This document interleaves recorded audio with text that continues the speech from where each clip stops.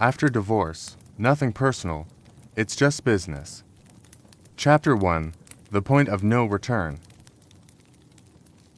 Friday morning. I came in 20 minutes early. I wanted to drink my coffee in peace and go over the estimates for the Riverside residential complex. The numbers were off.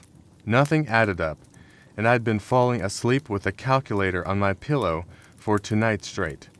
The coffee went cold while I was adjusting a line item for the curtain wall glazing, and that's when my desk phone rang. Miss Clark, could you come see Mr. Sterling?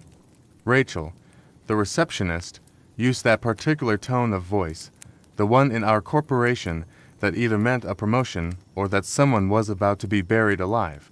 Pushing down a wave of dread, I took a sip of the cold coffee, closed my laptop, and headed out.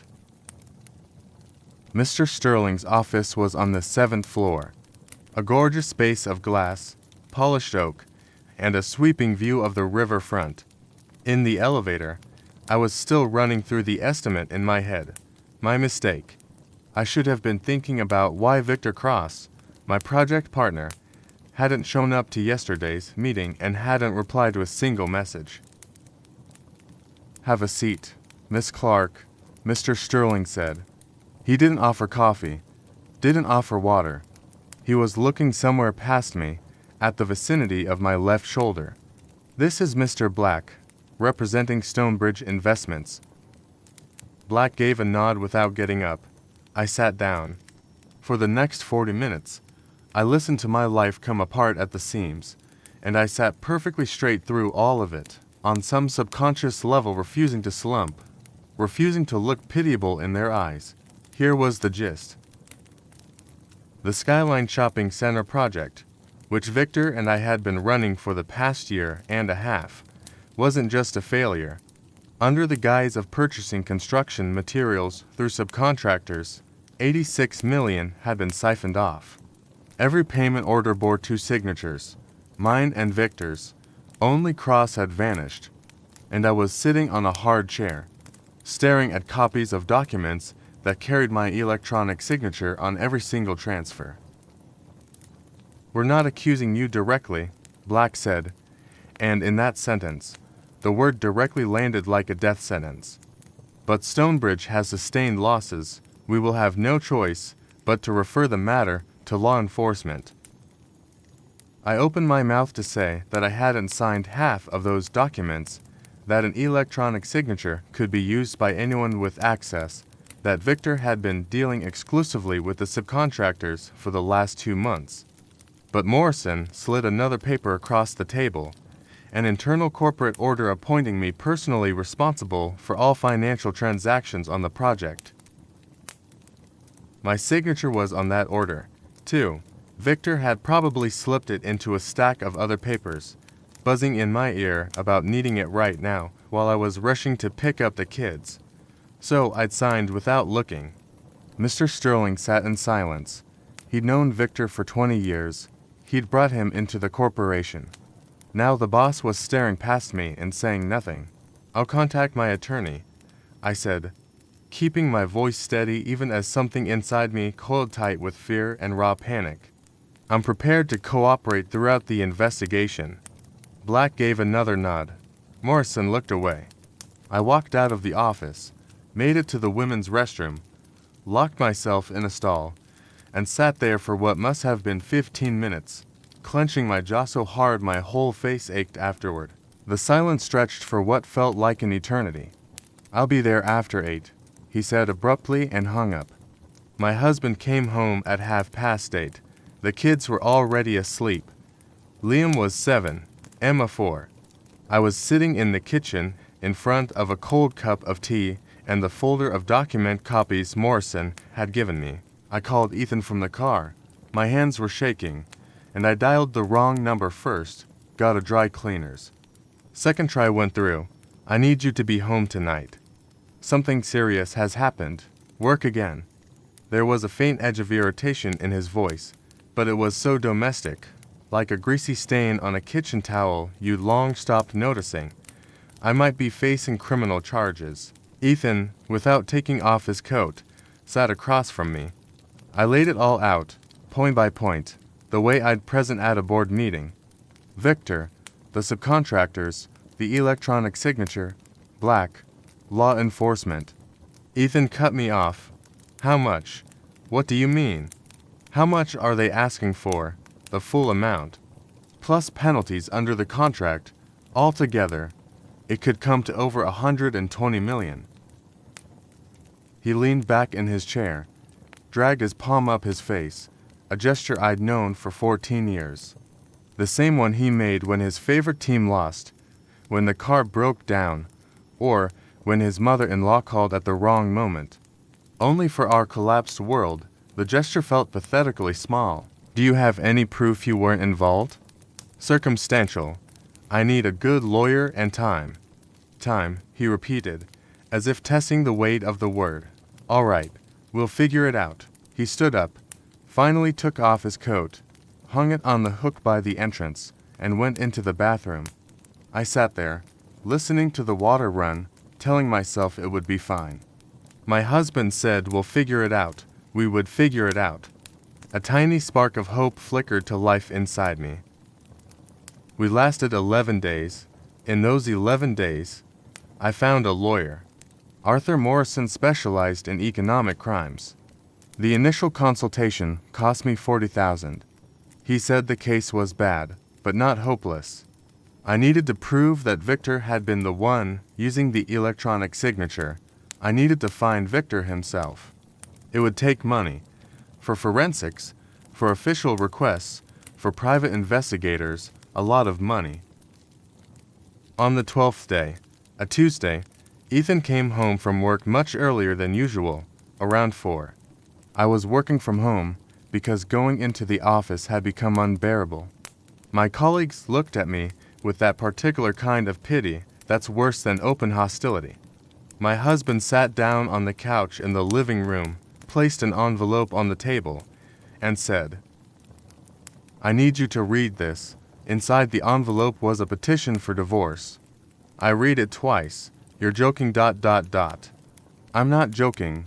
Listen. He leaned forward, clasping his hands in front of him like he was in a business meeting. 14 years of marriage, and there he sat in front of me like a client at a pitch. You've got a criminal case hanging over you. I've got contracts with 2 government ministries and the city hall. I get audited every quarter. Compliance, affiliations, reputational risk.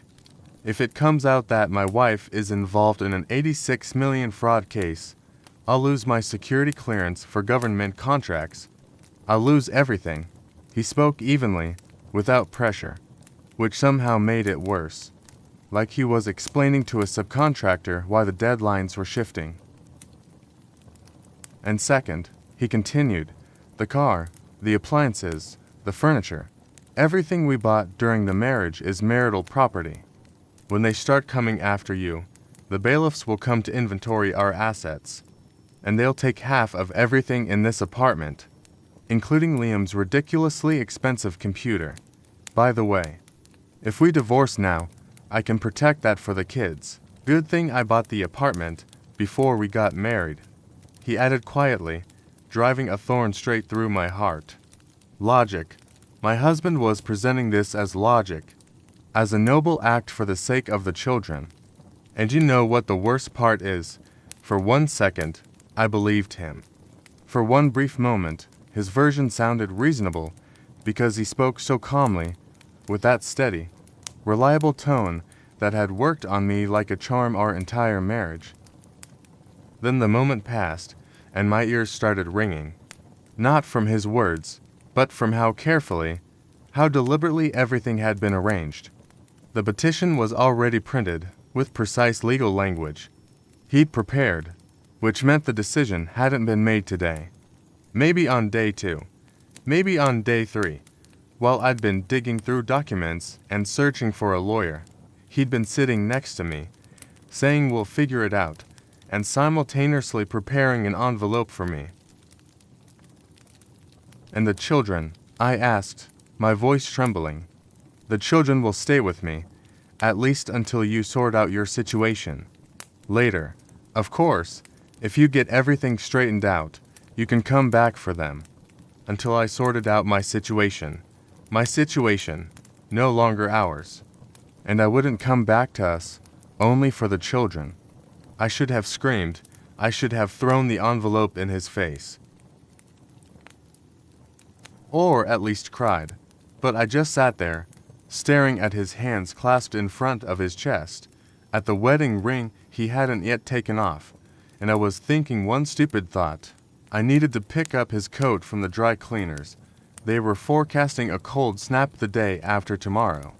My brain refused to recalibrate. 14 years is inertia. You can't stop in a second. I won't sign it. I finally breathed out. Julia, you'll sign everything. And with that, he stood up abruptly and walked out of the room. I stayed sitting there, the envelope in my hands, the stupid coat still stuck in my head. Morrison called a week later and said they'd found Victor. Well, they'd found his wife, who informed them that Victor Cross had flown to Montenegro 3 days ago for medical treatment and would return when he felt better. What exactly was wrong with him, his wife declined to specify. Is that bad? I asked. It's expected, Morrison replied. He's not coming back. As far as I've been able to determine, he's got property there, registered in his mother-in-law's name. The man prepared.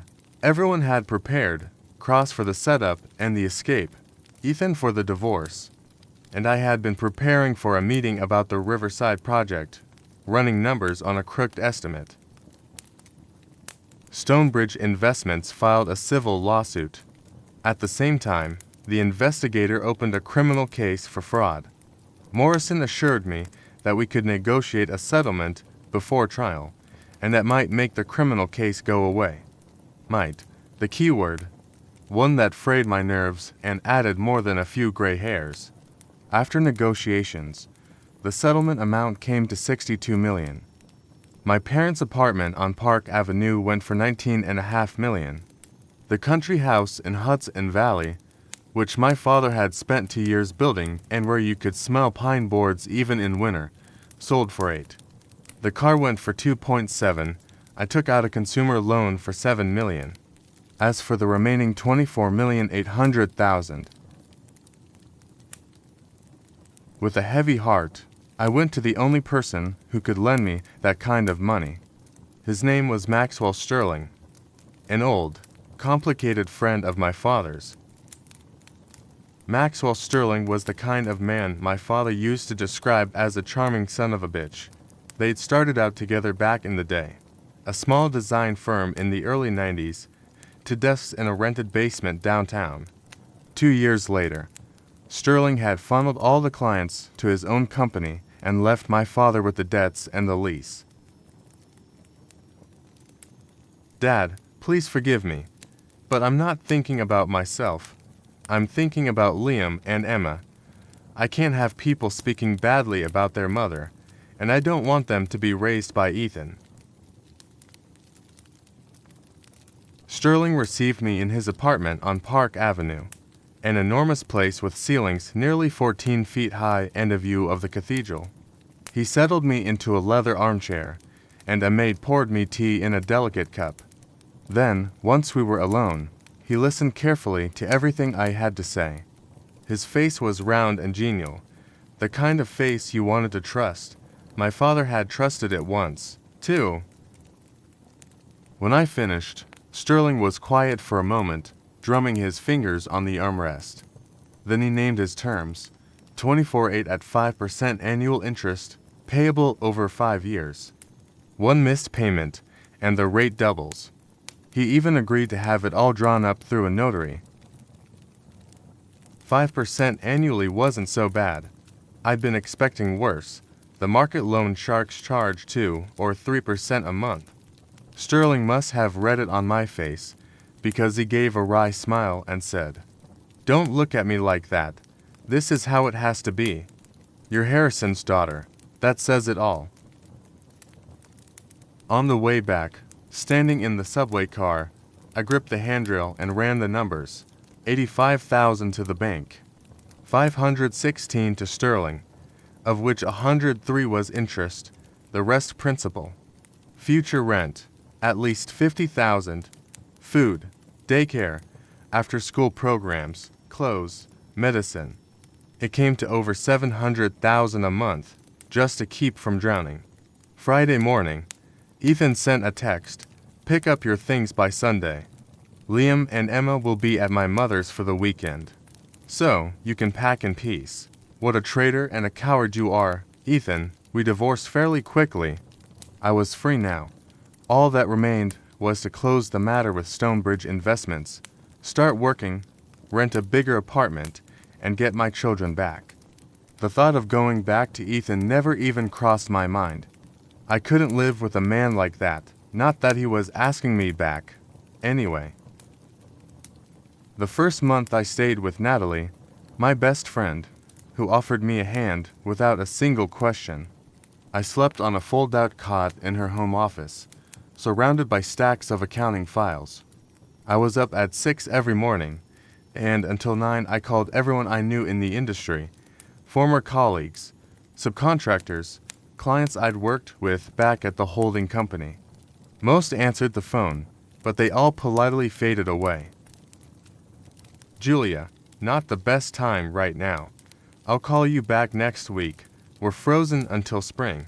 Word about the Stonebridge case had spread through the market fast, and my name had become something of a red flag.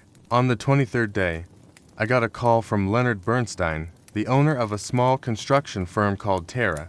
We'd crossed paths 2 years earlier on a project out in the suburbs. I'd stepped in to redo the facade designs after another architect had botched them, and Bernstein remembered that I'd delivered a week ahead of schedule. "Julia, I've got a plot out in the new development zone for townhouses, design, and architectural supervision. The budget's modest, but I can offer a 30% upfront. Interested?" The budget was indeed modest, barely over $2,400,000 for the entire project. For a lead architect from a major holding company, it would have been an insulting sum.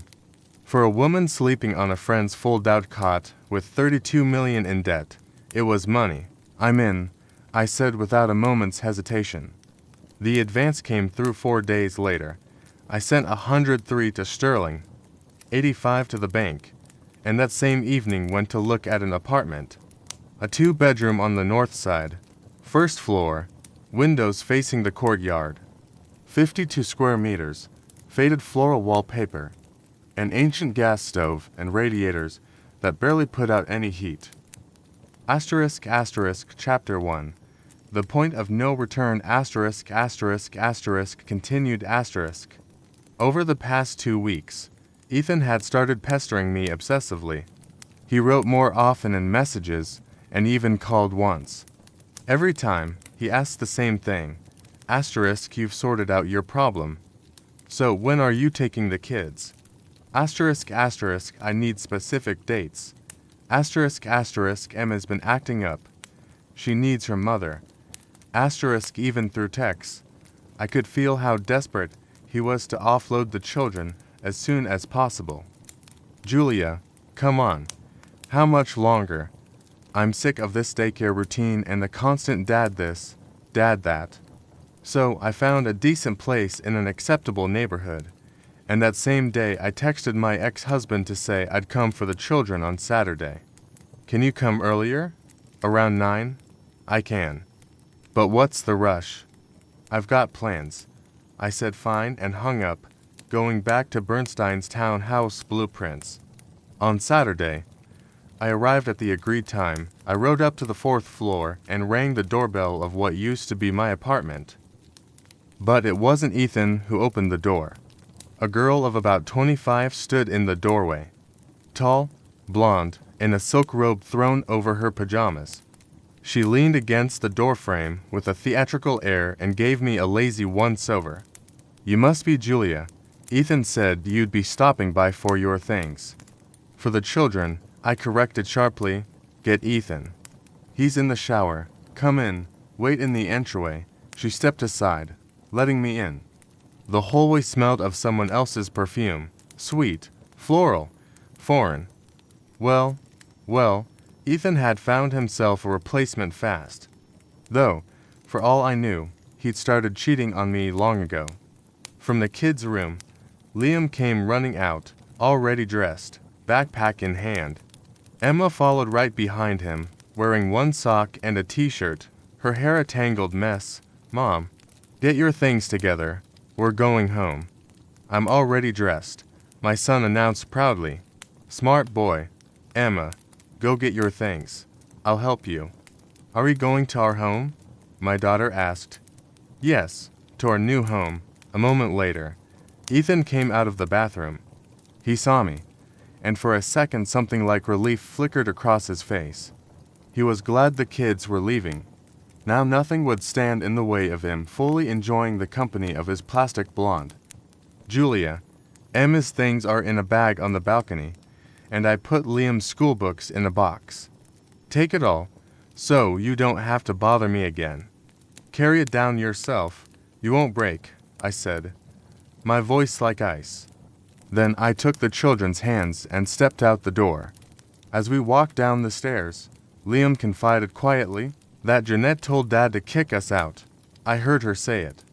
She kept complaining about tripping over our toys and that she didn't sign up to be a nanny, and that if he wanted to be with her, he needed to deal with the problem. I squeezed his hand tighter, scooped Emma up in my arms, and hurried downstairs. A light rain was falling outside.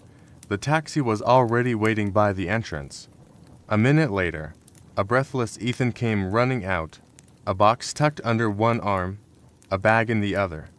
He loaded everything into the trunk without a word, didn't bother saying goodbye to his own children, and was gone. That evening, after the kids were asleep, I went out to the kitchen, sat down at the table, and opened my notebook. Almost nothing was left of the advance from the first project. That meant I needed side work, ideally to jobs, run in parallel.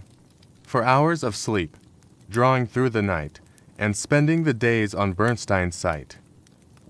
I tapped my pen thoughtfully against the table and, for no particular reason, wrote one more word in the margin. Phoenix. I would rise from this, and that would be the name of my firm. I would reclaim my place under that blazing sun. There was simply no other option. End of chapter 1.